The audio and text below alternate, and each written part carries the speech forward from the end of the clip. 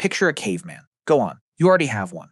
Fur over one shoulder, a club, and a great dripping hunk of meat roasting over a fire. That picture is everywhere. It's why paleo means steak and bacon. It's why we imagine our ancestors as basically carnivores with spears. But here's the question nobody asks. What did they eat on the days the hunt came back with nothing? Because the hunt came back with nothing a lot. You can track an animal all day and lose it in a heartbeat. Most days there was no kill. The assumed answer is that they just went hungry, toughed it out, ate meat when they were lucky and starved when they weren't. Wrong. The days without meat weren't the exception. They were completely normal, and people ate perfectly well on them. Because the thing that actually fed humanity, day after day, wasn't the hunt at all. It was something quieter, and it's been almost entirely written out of the story. So, what did you actually eat when there was nothing to hunt? What if the hunt fails? Please subscribe to my channel, give this video a like, and share it with your friends. Then you go without Pebble. And that's most days. Hunting big animals is a gamble with terrible odds, effort, danger, and usually no reward. Look at hunter-gatherers we've actually studied. On average, they get only about a third of their yearly calories from animals. Sometimes it's a scrap of meat a week. A failed hunt isn't a crisis, it's a Tuesday. And if meat were really the foundation of the diet, humans would have starved constantly. We'd never have made it. We didn't starve. So something else was carrying the whole thing. Something boring and reliable and there every single day. And Una will tell you exactly what it was, because while the hunters chased shadows, she was out with a digging stick and a basket, and she came back full every time. Nobody paints that on a cave wall. There's no drama in a woman digging up a root, but that root is the reason her whole family was alive to hunt at all. So what did they actually eat? Gathered food, mostly. Roots and tubers dug from the ground. Nuts, wild seeds, berries, greens, honey on a very good day.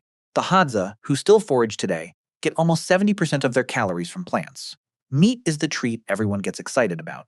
Plants are the actual meal. And gathering isn't just picking, it's deep skill. Which root, which season, which berry feeds you, and which one stops your heart. That knowledge is life or death. Tubers matter most of all. Starchy, filling, hidden underground, and available all year even when nothing is fruiting and nothing is worth hunting. Roast a dug tuber in the embers and you get dense, dependable calories out of the ground. No chase, no luck. That is the real staple food of the human story. These are the fallback foods. When the fruit is gone and the honey is gone and the hunt failed, you fall back on the boring stuff. And the boring stuff is why you exist. But meat made us human, everyone says so. That's Gramps talking, and Gramps is certain. Real humans are hunters. Meat built our big brains. Plants are rabbit food, he said it 100 times. Hold it right there, Gramps. Because there's a brutal biological fact that takes your whole theory apart. You cannot live on lean meat alone. Try it and it kills you. It's real, and it has a name. Rabbit starvation. Eat nothing but very lean meat, and your body can't handle that much protein without fat or carbohydrate to burn with it. You get weak, you get sick, and within weeks you can die while eating, full of meat and starving at the same time. So meat alone was never on the menu. You physically need fat, and you need the carbohydrates that plants provide. The plants aren't a side dish. They're survival, and your own body proves the point. You make an enzyme in your spit called amylase that starts breaking starch down before you've even swallowed. And we carry extra copies of that gene. So did the Neanderthals, so did the Denisovans, hundreds of thousands of years ago. We are, in our DNA, built to eat plants. Today, starch makes up around 60% of the calories humans eat worldwide.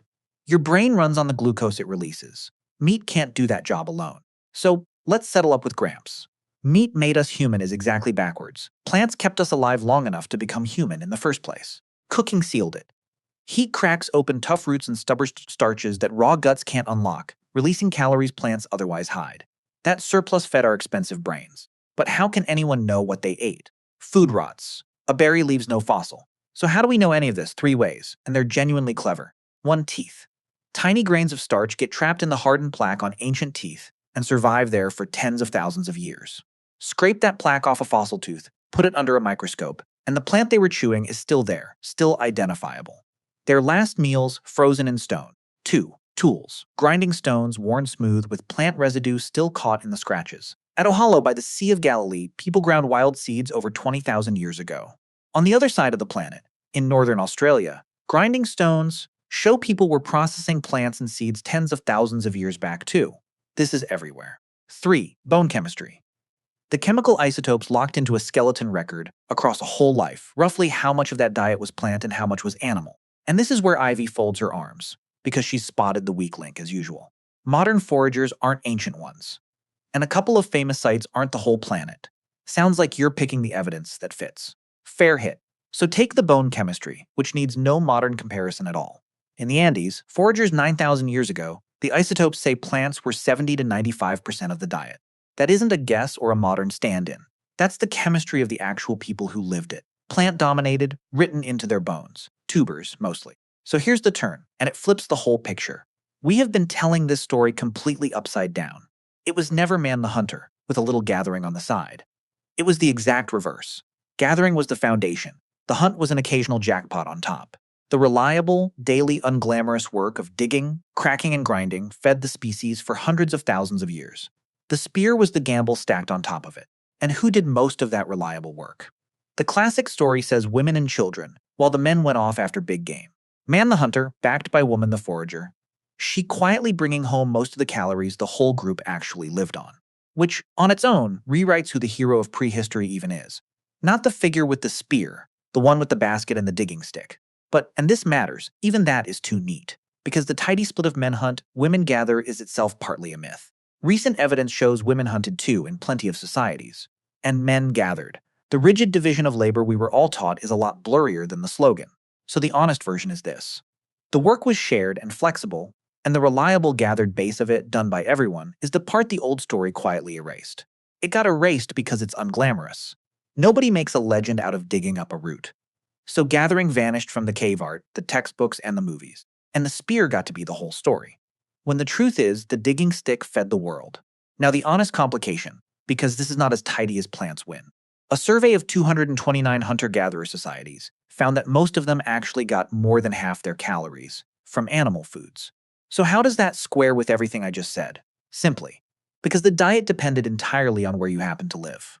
In the far north, the ice, the tundra, almost no plant food grows. So those people lived on meat and fish because that was simply what was there.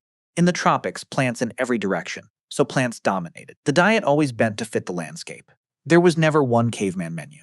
So the real headline isn't plants, and it isn't meat. It's flexibility. Humans ate whatever their patch of earth offered and worked out how to make it edible. That adaptability, not a spear, not a fixed diet, is the actual human superpower. And one thing held true everywhere, nobody survived on the hunt alone. And stay honest about the evidence itself. Teeth, tools, and bone chemistry are shadows of meals, not the meals. We're reconstructing a whole menu from crumbs. So come back to now.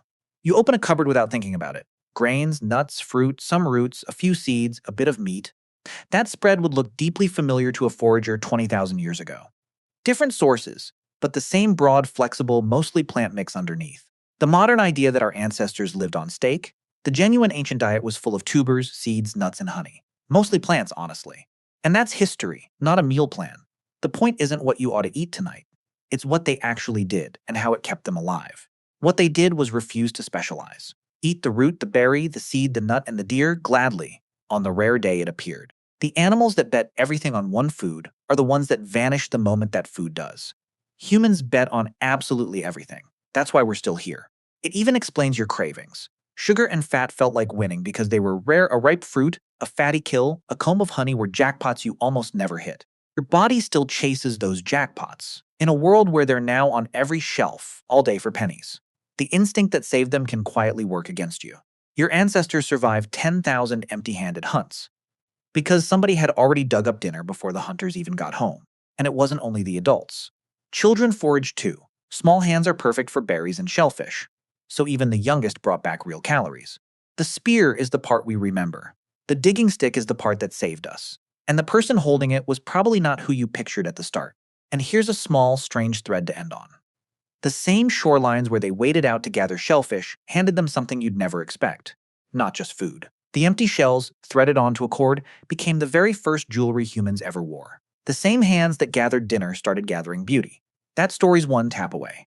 I'm the Ancient Bro. Eat your greens. Please subscribe to my channel, give this video a like, and share it with your friends.